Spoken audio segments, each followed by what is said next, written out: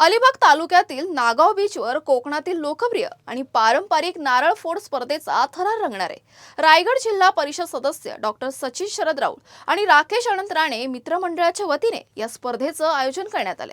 21 August 2026 रोजी श्री सोमेश्वर मंदिर क्रीडांगण नागाव बीच येथे ही स्पर्धा होणार आहे। दुपारी 2 वाजता गडगडी नारळ फोड तर सायंकाळी 6 वाजता हातावर नारळ फोड स्पर्धा पार पडणार आहे।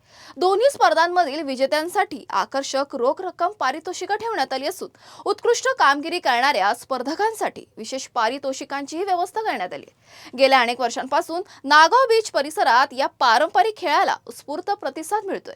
यंदाही रायगडसह आसपासच्या परिसरातून मोठ्या संख्येने स्पर्धक सहभागी होण्याची अपेक्षा आहे। कोकणातील पारंपरिक क्रीडा संस्कृती जपण्यासोबतच हा अनोखा खेळ नव्या पिढीपर्यंत पोहोचवण्याचा प्रयत्न या स्पर्धेच्या माध्यमातून केला जातोय।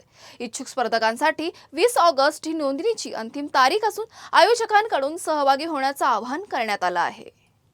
दरवर्षीप्रमाणे यावर्षी सुद्धा ही स्पर्धा मी आणि माझा मित्र पुरस्कृत करतो आणि यावर्षी तर मी रायगड जिल्हा परिषद सदस्य म्हणून निवडून आलेलो आहे। त्यामुळे आमच्या विभागातील जनतेमध्ये पण उत्साह आहे आणि दरवर्षीप्रमाणे ही स्पर्धा त्याच जोशात आम्ही करणार आहोत। यावेळी सुद्धा आपण ही स्पर्धा 2 विभागात घेतलेली आहे। त्याच्यामध्ये एक गडगडी नारळ स्पर्धा आणि हातावरची नारळ स्पर्धा।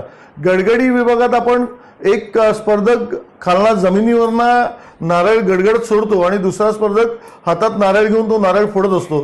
तर हातावरची जी नारळ फोडी स्पर्धा आहे त्याच्यामध्ये एक स्पर्धक हा एका हातात नारळ घेतो, दुसरा स्पर्धक एका हातात नारळ घेतो आणि एकमेकांच्या नारळावर नारळ आपटून नारळ फुटला जातो। ज्याचे नारळ टिकेल तो स्पर्धक जिंकतो।